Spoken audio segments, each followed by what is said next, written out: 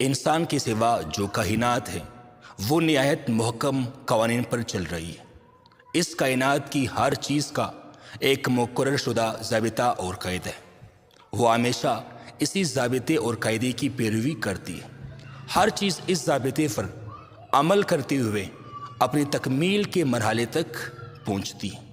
سورج جو صبح مشرق سے طلوع ہو کر سارا دن ایک خاص قاعدے اور ضابطے کے مطابق آسمان کی سطح پر گردش کرتے کرتے اور پھر شام کو مغرب میں آ کر ڈوب جاتا ہے۔ اسی طرح آپ 4 موسم کی مثال لیجئے۔ ہر موسم کے آنے کا الگ سا وقت اور الگ سا قاعدہ اور ضابطہ مقرر ہے۔ موسم گرما ہو، موسم سرما ہو، موسم خزاں ہو اور موسم بہار ہو۔ اسی طرح اگر آپ اللہ کے احکامات پر غور کریں، اللہ کے ہر حکم کی ادائیگی کے لیے الگ سا مہینہ، الگ سا ضابطہ اور الگ سا قاعدہ مقرر کیا گیا ہے۔ اسی طرح انسانی زندگی کے لیے بھی قدرت کا ایک مقرر شدہ ضابطہ اور قاعدہ ہے۔ جو انسان اس ضابطے اور قاعدے کی پیروی کرتا ہے وہ اس دنیا میں کامیاب ہوتا ہے۔ جو آدمی اس مقرر شدہ ضابطے اور قاعدے سے انحراف کرتا ہے، روگردانی کرتا ہے، خلاف ورزی کرتا ہے، تو وہ یہاں ناکام و نامراد ہو کر رہ جاتا ہے۔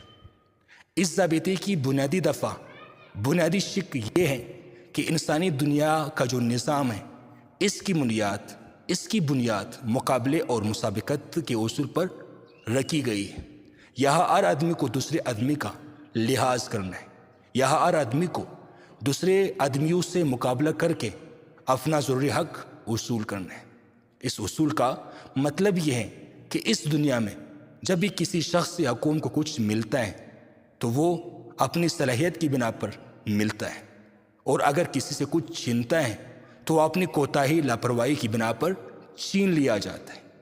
اس لیے یہاں زندگی کی دوڑ میں اگر کوئی طبقہ، کوئی خاندان، کوئی شخص محروم رہ جائے تو اس کو چاہیے کہ وہ دوسروں کی شکایت کرنے کی بجائے خود اپنے اندر اس سبب کو، اس وجہ کو تلاش کرے جس نے اسے محرومی میں، ناکامی میں ڈال دیا ہو۔